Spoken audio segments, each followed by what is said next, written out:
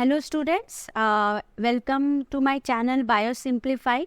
आज मैं endocrine system का लास्ट वीडियो आपके लिए लेके आई हूँ। वीडियो को लास्ट तक ज़रूर देखना बिकॉज एंड में एक ऐसा टॉपिक है that is related to gland but it is not a type of gland. Okay, so आज हम स्टार्ट करते हैं pituitary gland. Now pituitary gland आप देख सकते हो ब्रेन में है। Okay, it is hanging from the lower part of the brain, if you notice, right? And it is present at the base of the hypothalamus. ये hypothalamus है, एक दूसरा ग्लैंड होता है मिड ब्रेन में। सो आप इनलार्ज व्यू आप यहाँ पे देख सकते हो, इसका ठीक इनलार्ज व्यू है। ये हाइपोथैलेमस है, this is the hypothalamus and here the pituitary gland is hanging. So अगर इसका लोकेशन आपको आया लिखने के लिए एग्जाम में, तो आप एग्जैक्टली इस पे क्या लिखोगे? Exact location,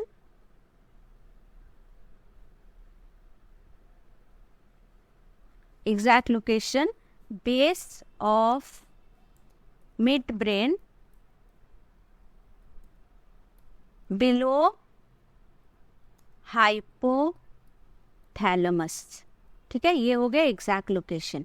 now pituitary gland is also another term is use for pituitary gland, that is it is called master gland of our body. ठीक है, इसको मास्टर ग्लैंड बोलते हैं। Why it is called master gland? Because ये जो pituitary gland है, this pituitary gland helps to regulate the activity of all other endocrine glands of our body। जैसे thyroid gland को regulate करता है, adrenal gland का activity को regulate करता है। That is why we use the term master gland of our body for pituitary gland. Okay. Now, if you notice the diagram, this is the entire gland and this is the stem part of the gland which is attached with the hypothalamus. Okay. Now, this pituitary gland consists of two lobes. जो सामने की तरफ lobe है which is large known as anterior pituitary lobe, और जो थोड़ा पीछे की तरफ है smaller region, it is called posterior pituitary lobe. Okay.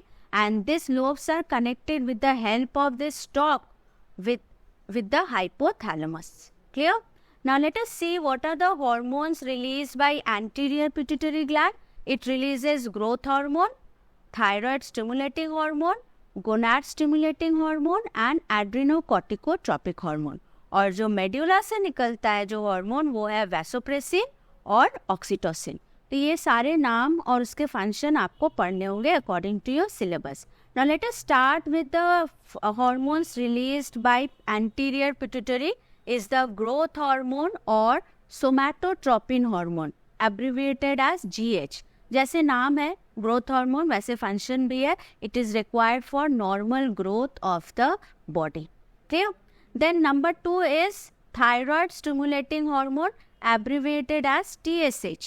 Thyroid stimulating hormone, अगर नाम आप ठीक से देखोगे, this hormone stimulates the activity of thyroid gland to secrete thyroxine hormone. Clear? Next, adrenocorticotropic hormone और ACTH, it regulates activity of adrenal cortex. Okay, then gonad stimulating hormone regulates the activities of gonads, that is testis and ovary.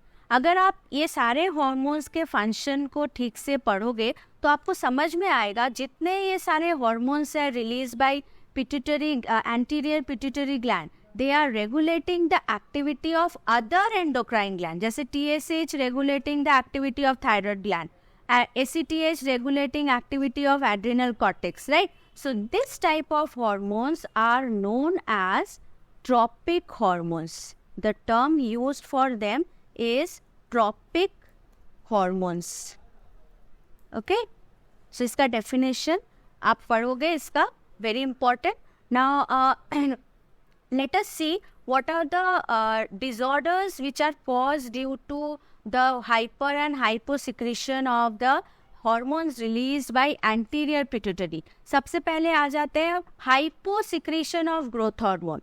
अच्छा, अब ये hyposecretion of growth hormone in children, बच्चों में अगर ये कम मात्रा में रिलीज हुआ तो that lead to dwarfism.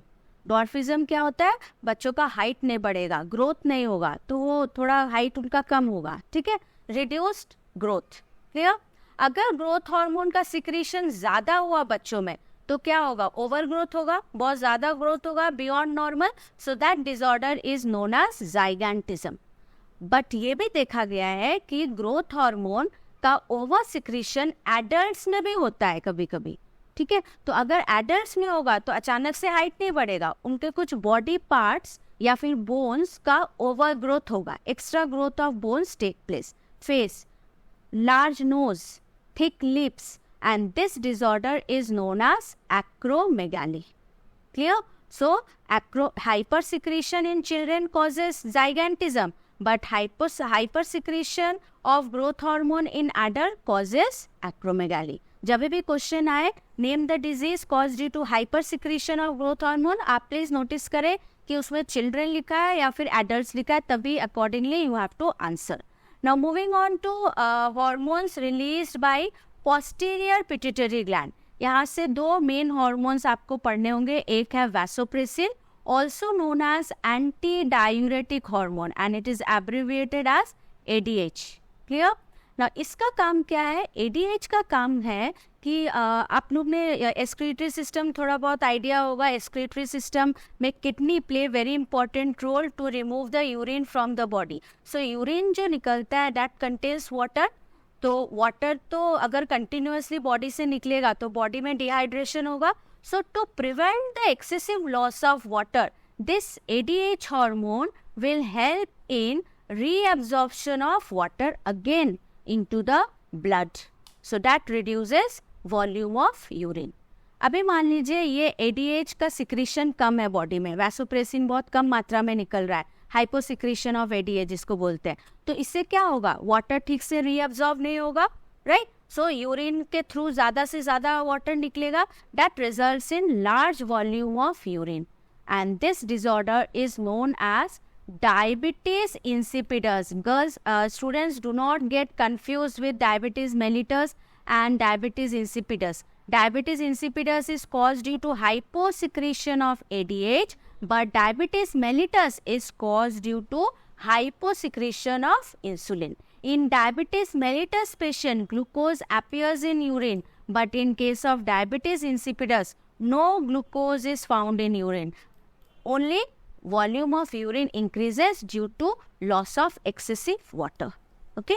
Next hormone is that is released by posterior pituitary gland is oxytocin, और इसका function क्या है? It helps in contraction of uterus during the child birth. Okay. It also helps in expulsion of milk when the infant or the newborn baby consume milk from the breast, which is released by mammary gland. So overall, this is all about the functioning of pituitary gland. Okay. Now we have completed all the types of gland. Now another topic that you have to study briefly is the feedback mechanism. हमारे body में कितना hormones कब release होना चाहिए, अगर hormone ज़्यादा secretion होता है या फिर कम सिक्रीशन होता है, तो ये कंट्रोल होता है. Control is taken up by our brain. Brain में जो हाइपोथैलेमस है ये कंट्रोल करता है, ठीक है. इसके पास मैसेज जाएगा, फीडबैक जाएगा और ये कंट्रोल करता है हार्मोन्स का रिलीज करने में. तो ये कैसे काम करता है? यूजुअली क्या होता है कि जो हाइपोथैलेमस जो है that releases a hormone called thyroxine releasing hormone, TRH. Okay, इसका काम क्या है? TRH will stimulate the activity of this pituitary gland so that it releases adequate amount of TSH. TSH का फंक्शन आपको पता है, TSH regulates activity of thyroid gland and thyroid gland will release thyroxine hormone. मान लो thyroxine का secretion बहुत ज़्यादा हो रहा है ब्लड में, ठीक है, उतना ज़्यादा ज़रूरत नहीं है, तो एक इंफॉर्मेशन जाएगा वापस से ब्रेन के पास to the hypothalamus that to release less TRH. Clear? So ये जो इंफॉर्मेशन गया हाइपोथैलेमस के पास, ये हाइपोथैलेमस क्या करेगा? कम मात्रा में TRH निकालेगा. TRH अगर कम हुआ तो TSH का भी अमाउंट कम हो जाएगा. TSH अगर कम हुआ तो थायराइड का एक्टिविटी भी थोड़ा कम होगा और थायरॉक्सिन का अमाउंट रिलीज जो होगा वो थोड़ा कम हो जाएगा. So this type of mechanism is known as negative feedback mechanism. Okay, so I hope the concept is clear to you. Please go through the content given in your book, watch the video so that your concept will be clear thoroughly. Any question, please write in the comment box. I will definitely answer your queries. Thank you so much.